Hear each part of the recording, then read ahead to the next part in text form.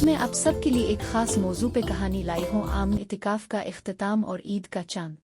مسجد کے گوشے میں 10 دن کا اعتکاف گزارنے کے بعد آج جب آمنہ نے آخری سجدہ کیا تو اس کا دل ایک عجیب سی کیفیت میں تھا۔ وہ شب و روز عبادت، دعا اور ذکر میں مصروف رہی تھی، اور اب جب اعتکاف ختم ہونے کو تھا تو اس کا دل چاہتا تھا کہ یہ روحانی سفر کچھ اور طویل ہو جائے۔ جب مغرب کی اذان ہوئی تو تمام متکفین نے مل کر دعا کی۔ آمنہ نے بھی اپنے دل کی ساری کیفیات رب کے حضور رکھ دے۔ اے میرے رب، جو وقت تیرے در پر گزارا اسے قبول فرما، میرے گناہوں کو معاف کر دے اور مجھے ہمیشہ ہدایت کی راہ پر چلنے والا بنا دے۔ مسجد سے نکلتے ہوئے آمنہ کی آنکھوں میں شکر اور دعا کے آنسو تھے۔ اس نے آسمان کی طرف دیکھا جیسے کسی خاص لمحے کی منتظر ہو۔ اچانک ایک آواز آئی، چاند نظر آ گیا۔ مسجد کے دروازے پر جمع لوگ خوشی سے نعرے بلند کرنے لگے، اللہ اکبر!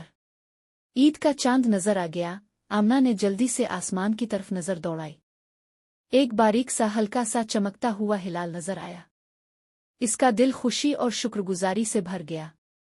وہ وہیں کھڑی ہو گئی، دل میں عاجزی لیے آسمان کی طرف دیکھتے ہوئے ہاتھ بلند کیے اور التجا کرنے لگی، اللهم أهله علينا بالأمن والإيمان والسلامة والإسلام والتوفيق لما تحب وترضى ربي وربك الله۔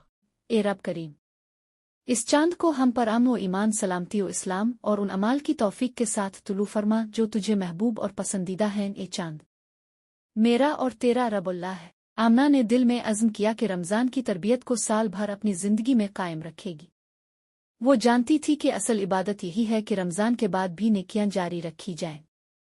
اللهم اجعلنا من المقبولين وأعد علينا رمضان أعواما عديدة وأزمنة مديدة وبارك لنا في عيدنا واغفر لنا ولوالدينا وللمسلمين أجمعين آمین۔ اے رب کریم، ہمیں اپنے مقبول بندوں میں شامل فرما اور ہم پر رمضان کو کئی سالوں تک بار بار لوٹتا رہ اور ہمیں لمبی عمروں تک اس کی برکتیں نصیب فرما۔